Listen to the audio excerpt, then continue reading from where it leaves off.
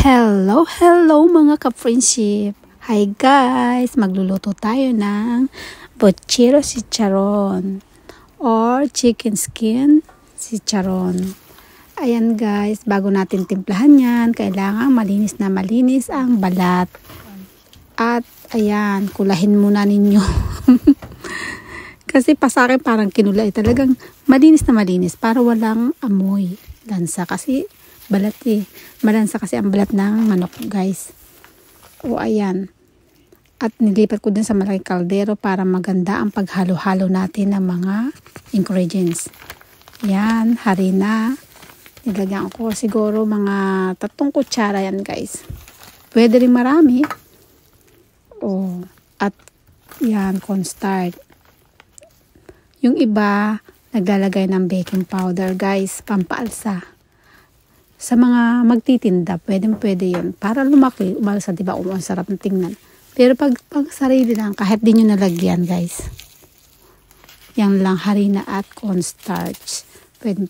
At yan, seasoning powder. Kahit anong gusto nyo ilagay. Ginisa or mix or yan. Magic sarap. At ayan, paminta, hindi mawawala. Sariling idea guys, patis. Hindi ko na kasi lalagyan ng asin yan. 1 kutsara lang, pampalasa din. At kalamansi guys. Kung walang kalamansi, lemon. Sa ibang bansa, kadamihan kasi lemon. Walang kalamansi, kaya lemon lang. Pampatanggal ng lansa. At yan, itlog. Naglagay ako isa. Pang palinamnam yan guys. O sige, haluin na natin. At imikos-mikos na natin. Para kumalat na sa loob-looban niya ng balat. At ayan, dinalaw ko ng kamay. Para dikit na dikit yung lasa niya talaga guys.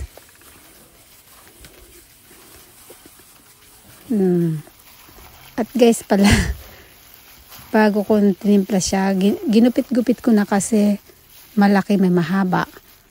Pero pwede naman pala hindi gupitin. Pwede rin, huwag niyong gupitin. Ayan. Kaya hindi ko nilagyan guys ng asin. Kasi may asin to, magic salt. Dito sa Japan. Kumbaga para sa atin sa Pilipinas, yung magic sarap. Dito yung magic salt. May mga kasama siyang herb. At garlic. Oh. Kung pwede rin yung lagyan ng garlic din. Yung yayadyan yung garlic. Pwede guys. Paano rin yun ng bango yun. Aroma yun. Pampatanggal din na ang lansa. At yan, subukan nyo ito guys. Itong ginawa ko ito para iba-iba naman kasi pagluto, diba, ng chicharon, ng bochero. O ayan,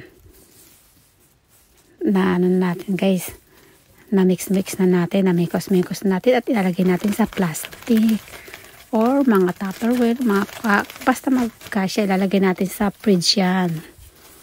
Ayan, kung wala kayong ziplock, kahit anong klaseng plastic, basta malinis. Kung walang plastic, kapitbahay nyo dyan, hiramin nyo. Oy, joke lang ha. Para namang hindi masyadong seryoso ang ating topic. Okay, ayan, pinagkasya ko na yan dyan guys. Malaki ang bag na yan, plastic bag. At i-overnight natin yan sa fridge. Kaya ayan, para talagang dikit na dikit ang lasa niya. Kahit hindi overnight guys, kahit pag 24 hours yan, kinabukas, gabi nyo pa, lutuin yan. Naku, masarap. Hindi naman siya over ang lasa. Mas masarap, matagal kasi nanunuot at dumidikit yung timpla. O ayan guys, tanggalin natin ang hangin. Ayan. At bukas natin yan piprituhin. Okay, lagay na natin sa ref.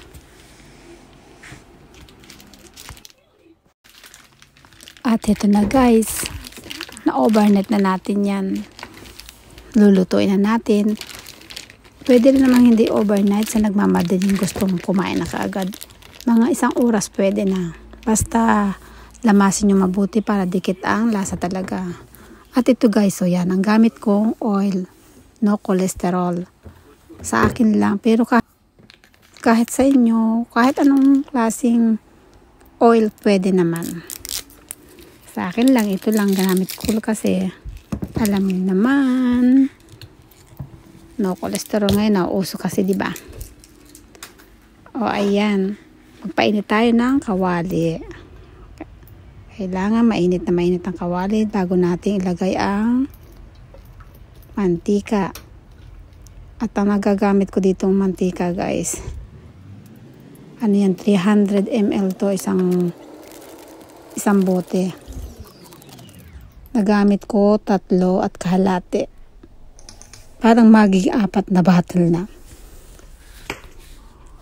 Mas marami, mas maganda magprito, guys, kasi para hindi masunog, para hindi magdikit-dikit.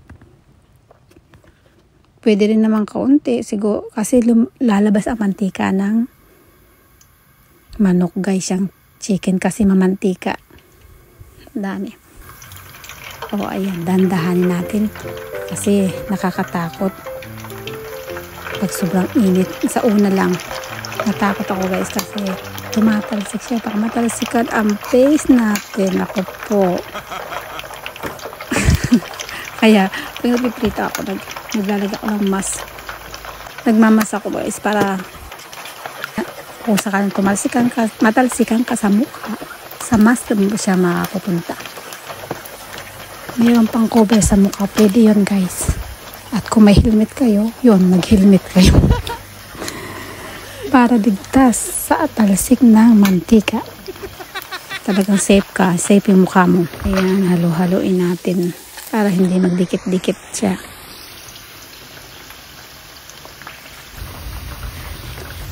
At guys, kailangan huwag nyo ibubuhos lahat kasi di ba marami. Naka-3 salang ako ng pagluluto dyan, guys. Kasi hindi ko masyadong lahat kasi mainit. Baka umapaw na siya. Tumatalsik-talsik ang mga mantika. Tapos, yung mantika ng balat ng manok, lumalabas siya. Dumadami yung mantika, guys. Yan, dumami na, diba? O, ayan. Hanguin ko na to, guys. Hindi masyadong luto. Kasi, idudubli nating prito yan.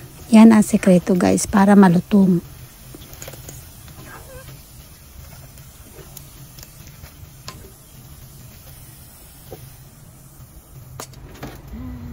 Sa mainit ulit na kawali, lagyan na natin yung susunod.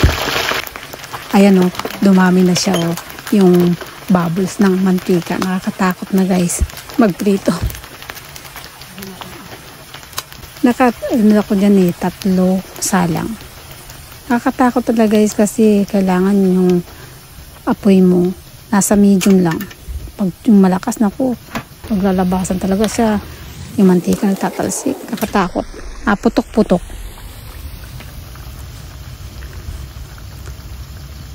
O, ayan.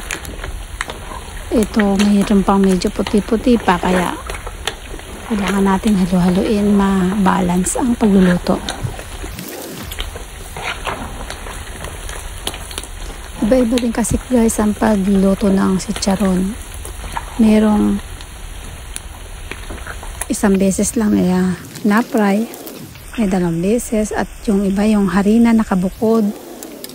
Sa akin, binatad ko sa balat, diba? Yung iba, may mga batad siya, tapos yung harina hindi na isnasama, may panibagong harina. Ayun, yung gawang ganon, yun yung talagang umaambok yung balat, lumalaki. Kasi may harina, diba? Naka-coating sa harina. At yung baking powder. Kaya malaki ang chicharon. Ayan, guys, lumiit na yung balat. Ginupit-gupit ko kasi yan. Okay naman to kasi para isang subuan, diba? Kasi pag malaki, baka sobrang kain mo. Ang laki ng calorie nito, guys, mataas. Kaya hina-hina lang tayo pagkakain. Mga ilang piraso lang. At ito na, guys. Pangalawang prito. Okay. ilagay na natin uli ang mga pinirito nating balat or chicharon.